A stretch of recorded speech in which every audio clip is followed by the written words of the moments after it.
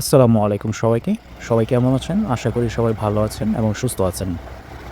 আজকে আমরা আপনাদেরকে নিয়ে যাচ্ছি ব্রাহ্মণবাড়িয়া জেলার বিজয়নগর উপজেলার মুকুন্দপুর ইউনিয়নে।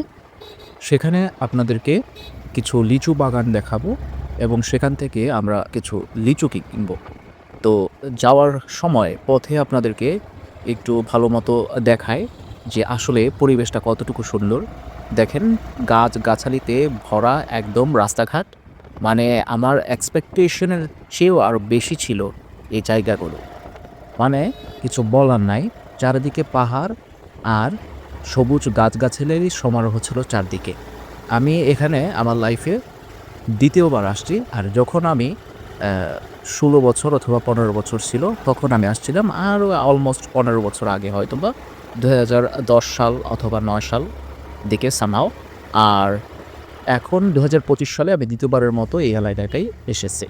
তো এই এলাকাটায় আসার একটাই কারণ হচ্ছে আমাদের ফুফুদের বাড়ি আছে এখানে এবং সেখানে এক ফুফাতো ভাই আ জায়গা রাখছে ওইখানে লিচু বাগানের জন্য। তো সেখানে লিচু বাগান করছে এবং আমাদেরকে ইনভাইট করছে যে সেখানে এসে লিচু সংগ্রহ করার জন্য। তো আমরা সেই উদ্দেশ্যে আমি আর আমার কাজিন সেখানে চলে যাচ্ছি। আর পাশাপাশি লিচু দেখাবো এবং আশেপাশের যে গ্রামীণ পরিবেশ সেগুলো সম্পর্কে আপনাদেরকে একটু হলেও ধারণা দিব। এই হচ্ছে আউলিয়া বাজার, যেটা মুকুন্দপুর আউলিয়া বাজার বলা হয়। আখাউড়া থেকে এখানে ৪০ টাকা ভাড়া ছিল অনেক আগে, কিন্তু বর্তমানে এখানে ৮০ টাকা ভাড়া। এই হচ্ছে বাড়ির সামনার অংশ এবং এখানে দেখেন একটা লিচু গাছ ছিল। সেখানে প্রচুর পরিমাণে লিচু ধরছে। আপনাদেরকে আমি যদি একটু জুম করে দেখাই, এই যে কাঁঠাল গাছ এবং ওইখানে কিছু বাড়িঘর ছিল এবং দেখতে খুব ভালোই পরিবেশটা ছিল আরকি। খুব একটা মন্দ না। তবে আমাদের কাছে খুব ভালোই লাগতেছে যে ফার্স্ট টাইম এইসব জায়গায় আসছি। আপনাদেরকে ঘুরে দেখাচ্ছি। এটাই অনেক কিছু। এই একটা কাঁঠাল গাছ, এটার বয়স ছিল মিনিমাম ২০ থেকে ২৫ বছর।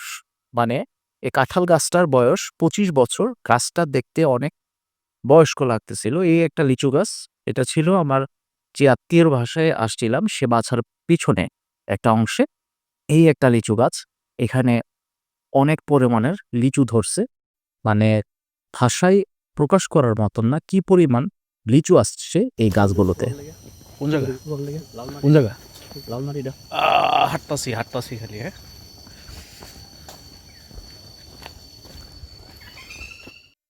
তো দুপুর এখন হয়তোবা ১২টা ১২:৩০ বাজে আর আমরা বেরিয়ে পড়ছি একটু গ্রামটা ঘুরে। জঙ্গলের ভিতর দিয়া, হ্যাঁ? তো আমরা যে আত্মীয়ের বাসায় আসছিলাম সে বাসার পেছনে মানে একটা জায়গা দেখছি। খুব ভালো লাগছিল।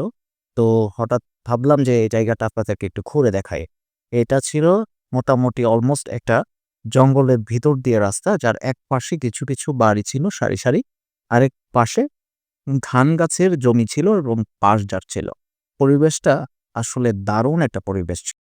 তো আমি আর আমার কাজিন ভালো এনজয় করতেছিলাম যে জায়গাটা মানে অনেকটা দেখতে বান্দরবন অথবা খাগড়াছড়ির মতো মনে হচ্ছে।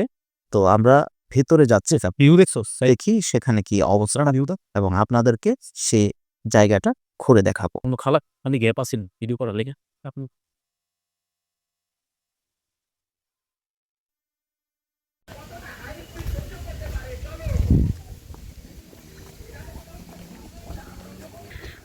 ভাল্লুক যদি সামনে পড়ে তাহলে তো জিনিসটা আরো বেশি ভালো হইতো।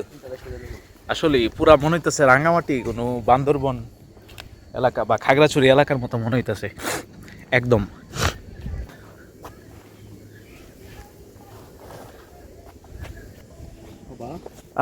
রোদ আছে ভালোই।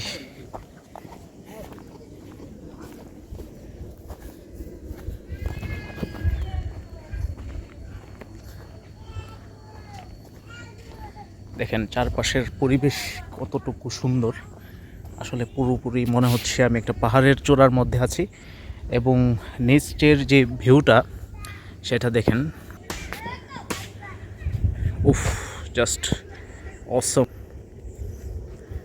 এই যে আকাশ, আমি আসলে ভাবি নাই যে এতটুকু সুন্দর হবে জায়গাটা। কল্পনার বাইরেও, মানে আমি চিন্তা করতে পারি নাই এই ধরনের ভিউ দেখতে পারবো এখানে আসলে।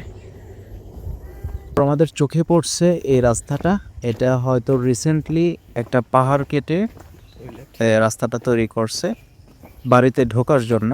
তো আমরা সেই রাস্তাটা দেখে আর বসে থাকতে পারি নাই, আমরা এই সোজা এই রাস্তাটা দিয়ে নেমে গেছি দেখার জন্য যে ভিতরে কি আছে। এটা দেখা যাইতেছে সিংহ টাইপ, কিন্তু মাগার কুত্তা রাস্তা অস্থির একটা জায়গা, বইলা মানে শেষ করা যাবে না এমন একটা অবস্থা। এই যে রাজাহাঁস নাকি পাতিহাঁস কোনটা? উফ, সেই সেই। আই আমরা কি ওইদিকে যাবো? ওইদিকে রাস্তা নাই না? সব জায়গা থেকে ঘটনা কি? এটা কি পাহাড় কেটে রাস্তা করছে মনে হয় না? আর যেটাই থাকুক এটা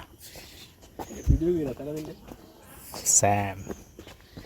মাটির ঘরগুলো আমি অনেক দিন পরে দেখছি, কারণ অনেক দিন যাবৎ এই জায়গায় আসা হয় না, সেই জন্য এগুলো দেখা হয় না। কিন্তু এখন রিসেন্টলি 2025 সালেও এই ধরনের বাড়িঘর এই এলাকাতে প্রচুর পরিমাণ আছে আর কি। তো আমরা লিচু বাগানের উদ্দেশ্যে বেরিয়ে গেছিলাম।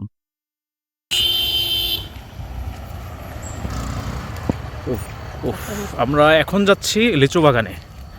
লিচু বাগানটা কই সাইম? উফ, প্রচণ্ড রোদ আর গরম, অবস্থা একদম কাহিল। তবু যাইতে হবে লিচু বাগানে, লিচু দেখাতে হবে আপনাদেরকে, সেই জন্য। লিচু বাগান খুঁজতে খুঁজতে আমরা আসলে অনেক টায়ার্ড হয়ে পড়ছিলাম, আমরা দুজনে অনেক বেশি ঘেমে গেছিলাম, আর এই দোকানটায় একটু বসে রেস্ট নিচ্ছিলাম। তো এদিকে সাইম ড্রিঙ্কস কিনতেছে আমাদের জন্য, যেহেতু টায়ার্ড ড্রিঙ্কস খাইতে হবে। তো আমরা অবশেষে লিচু বাগানের পথ পেয়ে গেছি। তো আজকের এই প্রথম পর্বে আপনাদেরকে দেখাইলাম এলাকাটা ঘুরিয়ে, দ্বিতীয় পর্বে লিচু বাগান দেখাবো। সবাই ভালো থাকবে এবং সুস্থ থাকবেন। আল্লাহ হাফেজ।